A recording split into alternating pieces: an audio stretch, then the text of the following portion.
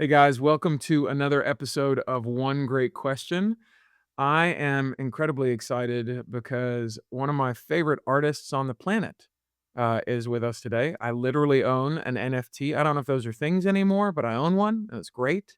It's beautiful. And I came across Jeremy in different versions of him as an artist, as a photographer, as a digital artist, as a full, medium artist. But the funniest thing I think about my interactions with Jeremy Cowart is that I was a fanboy before we were friends, in so much that when I had a band and we signed to a teeny tiny label in Nashville back in like 2005, I think it was. I had been searching all over the internet because, as a musician, you want to capture the long hair and the emotion and all the vibes. And I was like, I know who the guy is. His name's Jeremy Cowart, and his pictures are beautiful, and this is the guy I want. And long story short, we didn't get to work with Jeremy, but the first time I meet him in person is, I mean, probably 10 years later. I'm not with that label anymore. I'd gone out on my own as a musician, and a mutual friend of ours, Jeff Goins, was having this event called the Tribe Conference, and I was the musical guest, and Jeremy was the keynote.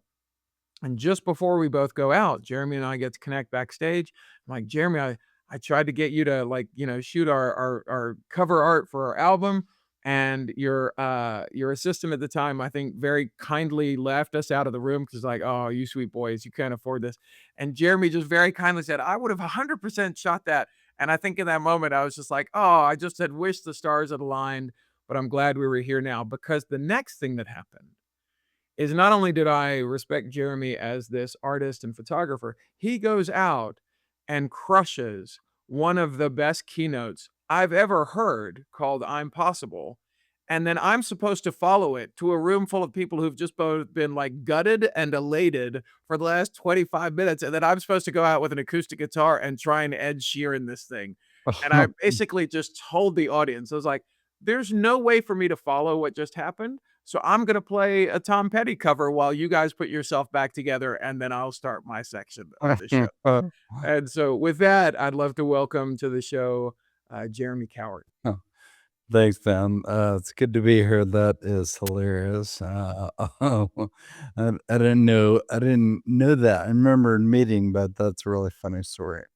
I mean, and I'm sure, Jeremy, with all of the people, because you live in a town full of artists there in Franklin, I'm sure there are lots of people who've had that experience with you as like, "Oh, I don't wanna follow Jeremy.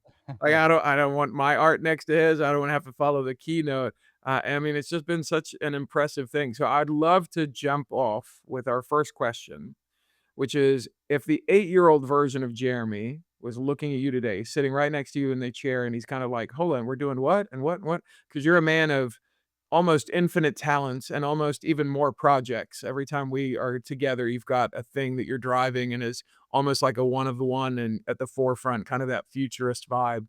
What is the thing that your 8-year-old version of you would go like, "Hold on, we get to do what?" What would they be most stoked about that's happening in your world right now? Yeah, man, I think just all of it. Like I was so insecure and hard on myself. I thought I was stupid. Literally, I was just idiot in hindsight. But yeah, the fact that everything we're doing now is in the future. Social media is such a bizarre concept. AI is a bizarre concept, and I work in both. And the fact that I'm just making art and chasing ideas for a living is insane. And so, yeah, I think the whole picture would blow my 8-year-old self's mind. Oh, yeah, man. And so, for somebody who might not be familiar with your work, would you mind kind of giving us a little recap of, what's a snapshot of the last 20 years of Jeremy Cowart's work been in the world? Yeah, an art. I would say probably an artist that chases squirrels for a living. Like I just have idea after idea after idea. Some are bad, some are good, some are mid. But I just always have ideas, and always trying to bring them to life. Most evolve around photography, and that's been my day job. But yeah, just got to bring all the things to life. Yeah, man. Uh, and I have known this because being around your work for a while, photographing inside music spaces Like, what were some of the ones where you're like, I can't believe I'm here on set with this person, or I can't believe I'm on tour out with this person? Where's that kind of pinch me moment where you're like, "Oh my gosh, the 8-year-old version of me is stoked by today." Yeah, well, I didn't listen to much music at 8, although there was some Christian music in my photograph. I was a big Michael W. Smith fan at 8 years old, and it's weird that he's a friend of mine now. He just walked in my studio the other day. Um, so yeah, probably that, but, I mean, there have been, 8-year-old me didn't know who Taylor Swift was. She wasn't even born yet, but yeah, there's people like that that has just been presidents, US presidents and the Pope, like, Yeah, which all this presidents have you gotten to photograph? is documented, not hired to, but I was there for Obama's first day of his presidency and got to, like, just walk everywhere around where he was with my camera and just shoot away. It's Wow, crazy. Yeah, wow. And you mentioned a pope. Is there a future project there, or is that a past project? both. I got hired to kind of document his journey to the US, the last pope, and then, I'm doing another project with the current pope, at the end of May, beginning of June. I'll be going over to do a project with 40 kids from 40 countries, and we'll be collaborating a little bit with the pope. So yeah, that's a wild one. Yeah, there's Wild, absolutely wild. And you went on tour. I was trying to remember this the other day. Was it Britney? sadly, yes.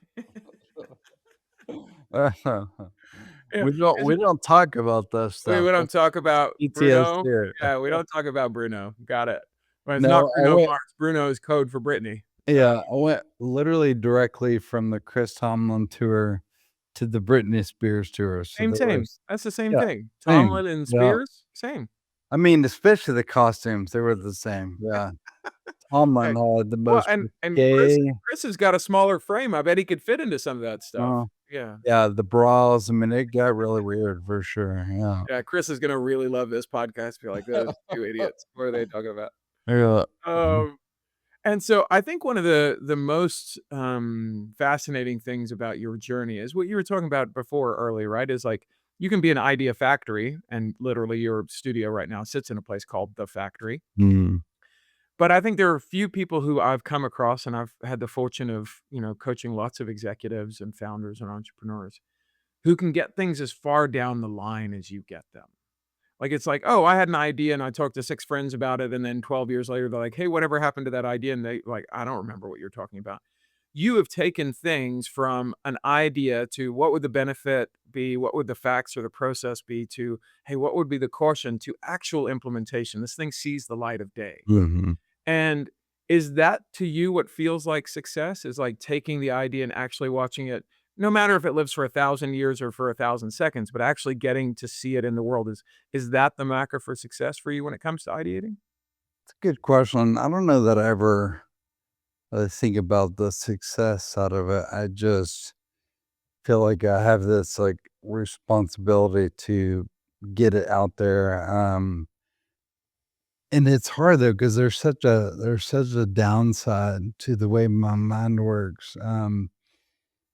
The downside is the fact it's like I have the idea, I build it, I ship it, it's there and it's out there, but as soon as it's out there, I'm bored and then move on to the next one. And I don't water the plant. I just the plant gets created. I'm like, okay, bye.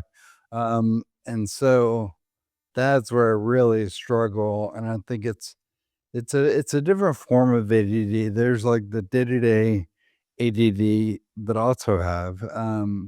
But career ADD is such a thing for me where it's like, I think I'm gonna go build an AI platform. I built it, it's done, it's shipped. Now I'm gonna go back and work on a talk, and now I'm gonna go back and work on a photo project. And there's way more downside to that than there is upside. Hmm. Yeah. It's interesting. That reminds me of the phrase, uh, what is it? How does it exactly go? It's the master of none phrase, right? Yeah, It's, jack of all trades, master of none. yeah. Do you know the second half of that phrase? I forgot. but better yet than a master of one. Hmm. And so isn't it interesting that the Yeah. phrase itself, we use the first half to kind of go like, "Oh, you shouldn't generalize." But I was actually reading an article 2 days ago about this idea that the future belongs to generalists, Hmm. people who can have a flavor in a couple of different spaces. And I wonder, like you said, the idea of your brain being fascinatingly wired to get from 0 to 1. And then where are the other brains or the people around you to take it from 1 to 10, because you're then going, it's not so much like, obviously in our culture, we'll like ADHD or ADD or squirrel brain. It's like we minimize that ability because other people don't operate at that speed or Yeah. with that kind of ferocity of choice. But I'm looking at that like a superpower. And obviously, every superpower has a kryptonite. So we have to Mhm. protect you or the idea from that kryptonite, which is going from 1 to 10. Mhm. But the superpower is pulling out of the ether and going from 0 to 1. Yep. And so what thing are you currently pulling out of the ether that has you the most excited that's in front of you that you're currently taking it from 0 to 1? Yeah, well, gosh, 2 months ago, a little over 2 months ago, I got laser focused, I mean, obsessively around the clock, every waking moment from the moment I woke up till 2 a.m. every single night, building an AI.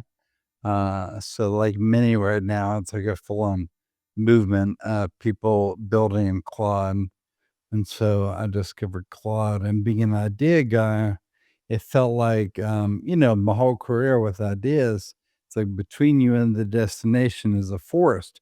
It's like you have the idea and you see the destination, but you're like, oh my gosh, I got to find designers and funding and legal and time and all these things to make it come to life. And now, like, AI has made it to where it's removed the forest. Now it's like, oh wait, I could just go build the thing and do the design, do the legal, do and of course, a lot of people would say, and rightfully would say, well, that's removing jobs. And like, yeah, that's the truth. I mean, AI is going to destroy most all jobs. But in my case, like, I could never afford legal for what I'm doing. I could never afford a lawyer. I could never even hire a full-on graphic design team or all these things. But AI has enabled me, an idea person, to execute across the board to where now I can just literally build this thing. And I built 3 platforms, all different products, different platforms, and built 3 of them across about 2 months.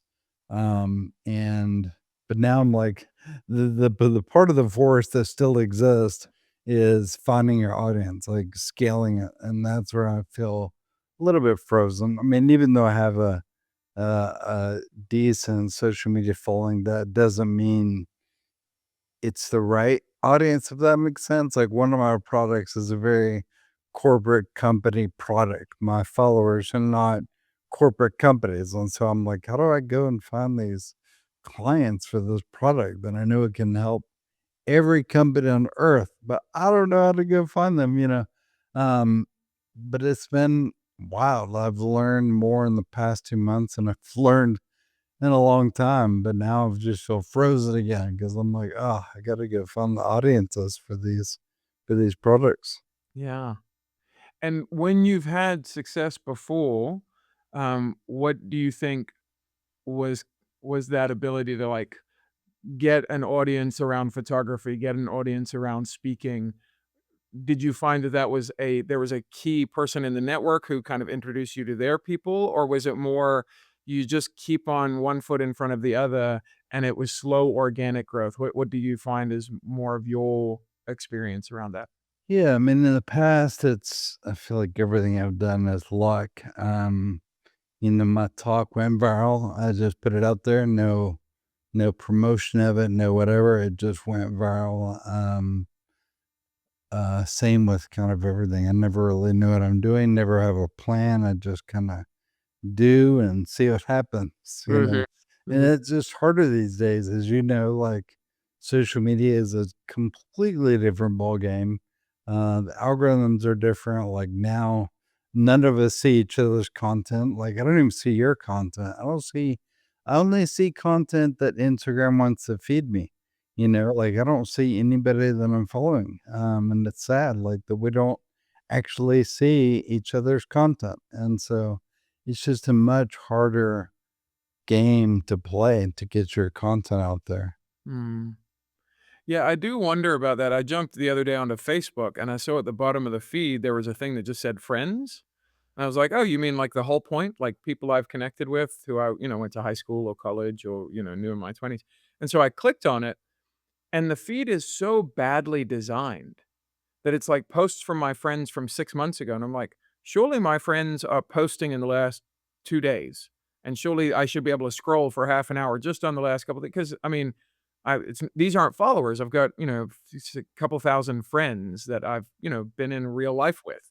Yeah. And I was like, "That feels intentional." It feels like Mhm. they're going, "You don't actually wanna stay on this feed. We wanna say that we're here for community, but actually just go to the general news feed or the whatever the other feed is called on the Facebook app, and then scroll over there because that's where we can advertise to you. So we're gonna make this intentionally clunky and feel like it's from 2006, Yeah. so you'll just navigate back to where you're used to." Yeah. Yeah.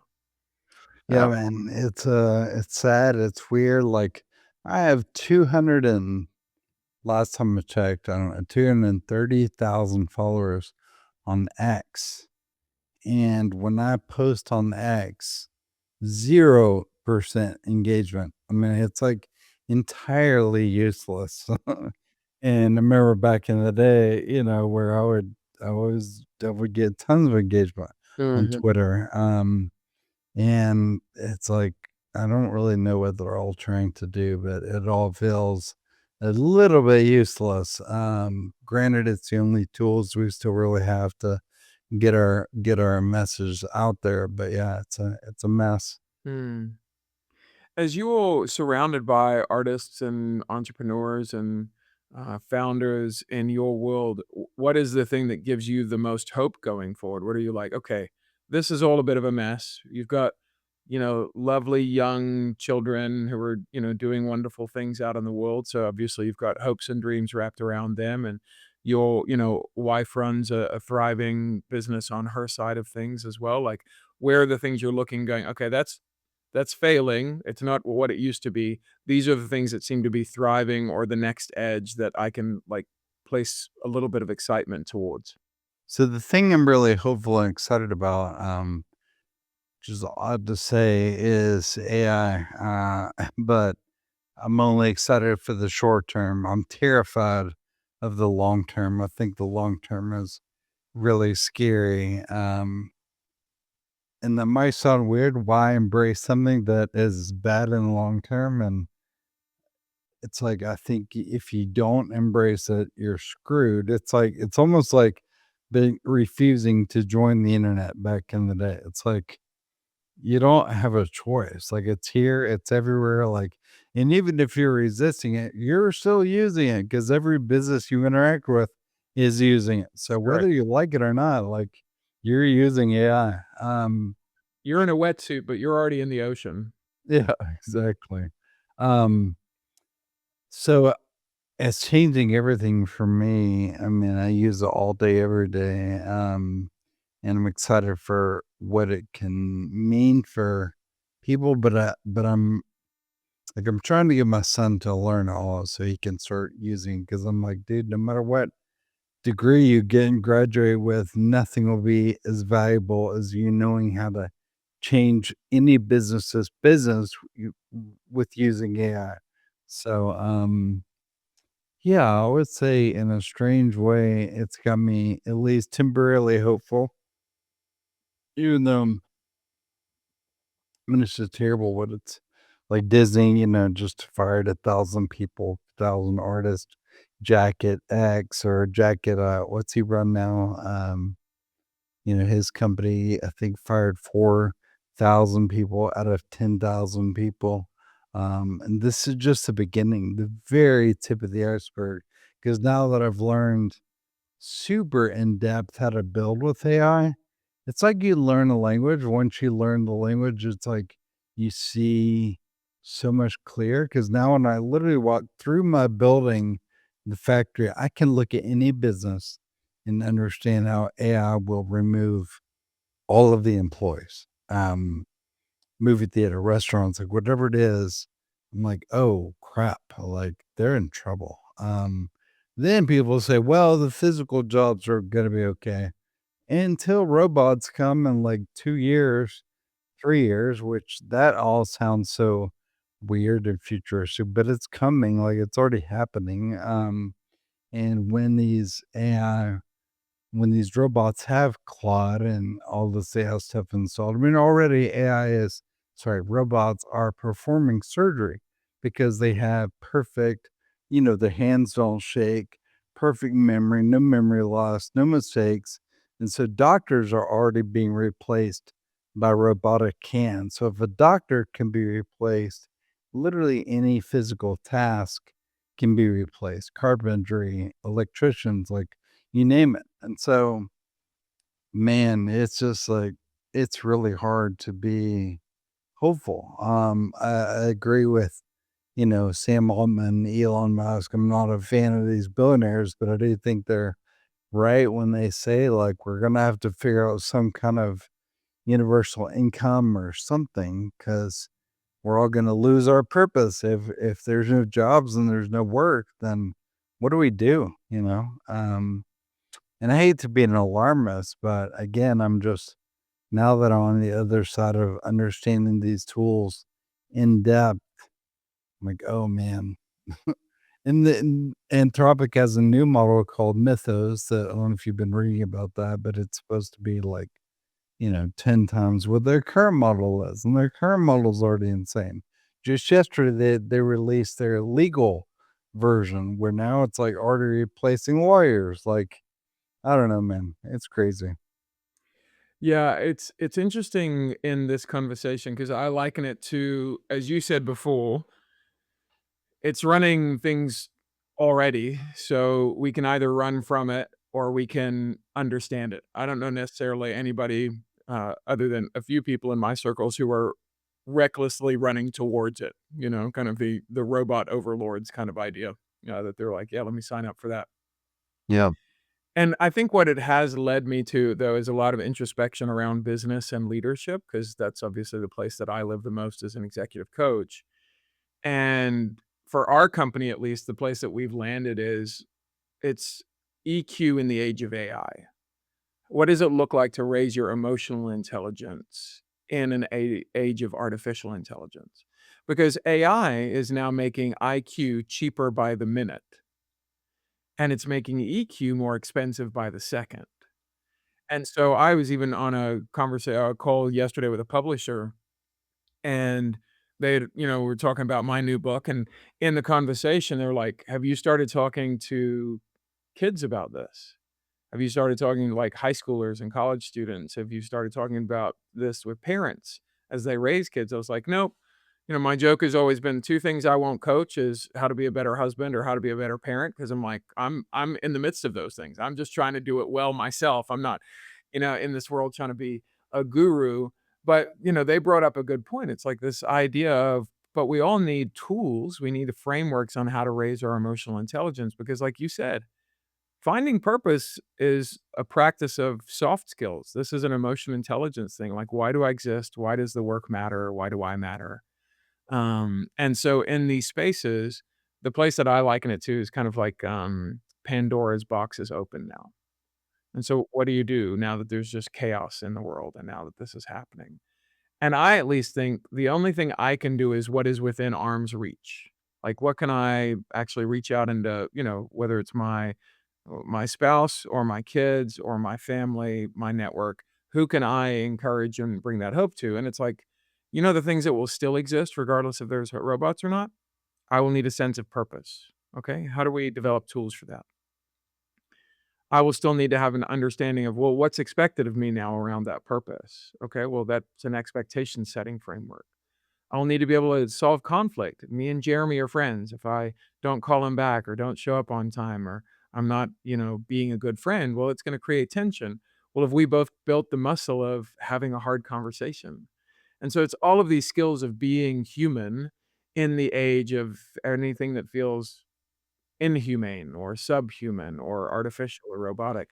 And I think there's a beauty for artists like you to, wave a flag and say, "Hey, I'm not trying to be an alarmist, but this is I look at the world differently. I look at it with either wider perspective or myopic perspective, whether I'm going macro or micro, I'm gonna see it differently." And I think that's the great purpose of artists. In the same way it was jesters, during the Middle Ages going, anybody else said this, they'd be, have their head cut off, but we literally hire a person to make fun of what we're doing so that through satire, the veil can be pulled back a little bit, right? Mhm. And I think it's the point of artists like yours and, I don't know that I would call myself a thought leader, but I'm more of a question asker of going, how do we raise our emotional intelligence in the middle of all of this artificial intelligence? Because the artificial intelligence isn't going away, but I do feel like our humanity and our EQ, our ability to ask bigger questions is going away. And so in the same way that you're raising the flag of like, "Hey, what does artificial intelligence mean?" I'm asking the question or raising the flag of what does it look like to be more human? What does it look like to ask better questions? What does it look like to develop our ability as humans? Are you aware of have you seen the latest tool I just launched called Humathy? No, tell me about it. Everything you're saying is like what I just built. Well, that's why I'm laughing. You keep saying emotional intelligence. It's exactly what I just built. Victor, wish I could share my screen with you. And I just built this tool. It's funny because I started with one tool, and it all started because I was meeting with some buddies. We're comparing what tools we were using, and I was just like, "That's really helpful to know what my buddy Greg is using because I trust Greg." And so I was like, "I'm gonna jump into Claude and figure out this first tool and how to like for the whole creative industry to compare tools." And so I jumped in and I called it OceAI, like ocean, because it's so vast and AI is so Yeah, big yeah. and when people are drowning, but if we're in a boat, we can sail together and there's all these in-depth analogies. Anyway, I built that tool and that led to this other tool that led to a third tool. Anyway, so Humathy has been a domain name that I've owned for years, combining human and empathy. And so it became this very simple website where you go and on the homepage it just says, "How are you really? Like, how are you really doing as a human?" And then there's 10 more questions that it asks. In fact, I can uh, read those to you right now. Yeah, you know me, I love a good question. Yeah, and so how are you really is the first one. And then what's been weighing on you lately is the second one. So people answer that. What are you pretending is okay that isn't? The third. What do you think about when you're alone at night? And there's a reason for all of these. What are you afraid might never happen in your life? Um, what are you quietly proud of? What do you wish people understood about you?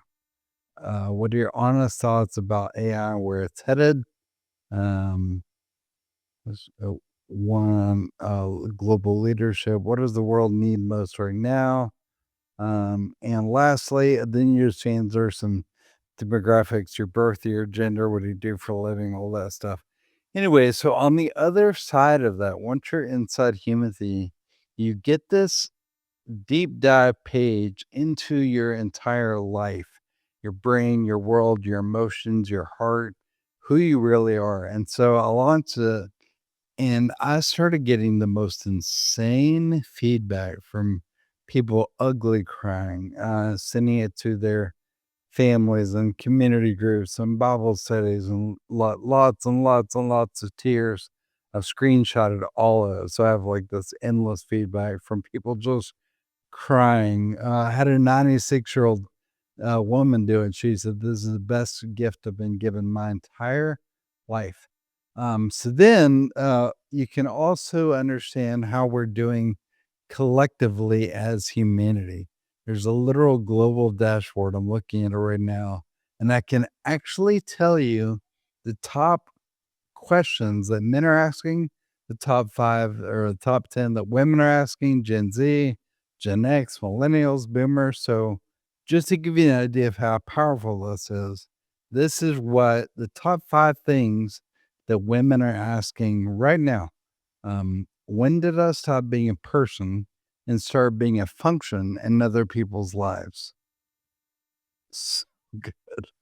Is the exhaustion I feel a sign I'm doing too much or a sign I'm doing the wrong things entirely? Why do I feel invisible even in rooms full of people who say they love me? I mean, and then what would it feel like to want something for myself without immediately justifying it? Lastly, am I healing or have I just gotten very good at surviving?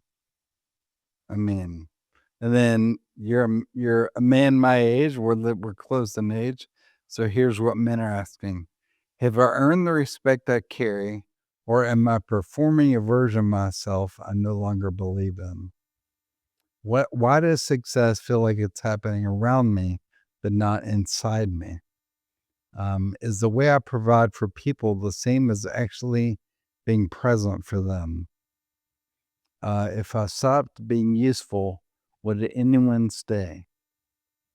And then what would I build if I wasn't afraid of wasting the attempt? Love that Like, one. bro, And are these questions coming from users or are they being generated for the users? the tool, no, neither. The tool I built is synthesizing all of the input. And so we can all go basically feel less alone. We can all go see, oh, wow, like this is human, like this is all of us. And and I'm trying to make it more inspiring too and hopeful because I literally have something on here called what inspires us. And right now on the page, the single most common theme across every profile, the people, not people as an abstraction, specific ones. And child becoming something, a friend's relentless optimism, a parent who made it past something hard.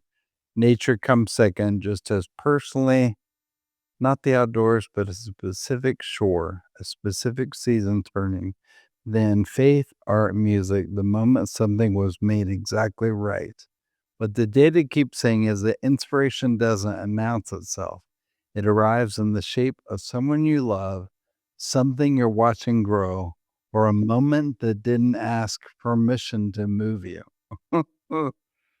Hey, bro, it's insane. So this is all inside Humathy. So you get access to this, the global dashboard, and like you see the top emotions we're all experiencing and why. That's what I was saying earlier, like, I build these tools and I'm like, "This is the most Yeah. insane thing ever, and now how do I scale this?" I've got 2,000 people that are crying and freaking out about this. How do I get this to millions, you know? Yeah. It's crazy. Well, to that question for the people listening now, how do they go find Humathy? Yeah, it's just humathy.com. Yeah. Yep. Just like it sounds, Humathy. Amazing. Amazing. So, wrapping up with, the podcast is literally called One Great Question, and you didn't give us one, you gave us 10. Um, if you were to look back at, whether it's the last year or the last decade or the last, couple of decades, what's a question you remember somebody asking and it changing the course of either your thinking or your life itself? Hmm, it's a good question. Probably like my friend Jimmy A. Bag when I was like told him I wanted to quit my job and just go start working for myself. You know, he's like, "Why don't you do it tomorrow?" Literally tomorrow. And I did. I quit my job the next day and I've worked for myself ever since that moment. 20, let me think. How old am I? 25 years ago. Come on. Like right during the season. It was spring 25 years ago. where he's like, "Why don't you do it tomorrow?" And I did. Yeah. It's crazy. Well, Oh, Jeremy, you are absolutely proof that one great question can change everything. And not only in that story, but all the questions and all the ideas that are now living in the world because you brought them to life. And just want to say thanks, man. Thanks for the work you're doing. I know it's incredibly hard. There's never been a time in the world where it's easy to be an artist. And so that's why I always have such incredible respect for you guys. As somebody who did it for a couple of years as a musician, for somebody who has been doing it for 25 years, it just has so much of my respect and admiration and also compassion because I know you're taking a beating all the time to remain soft and approachable and open to bringing good things to life through your creativity. And so, both as a friend and as a fan, I want to say thanks for all the good work. means a lot, man. Ditto. Thank you for all you're doing as well, helping me and so many others with your leadership. So it means a lot. Yeah, brother. Well, I appreciate you, and I will make sure and link humathy.com in the show notes so people can go check it out and follow more of Jeremy's work online. And let's resist the tide of not being human and asking better questions and seeing good out in the world. So thanks for being here, man. I really appreciate it. Of course. Thanks for having me. All right, brother. Cheers.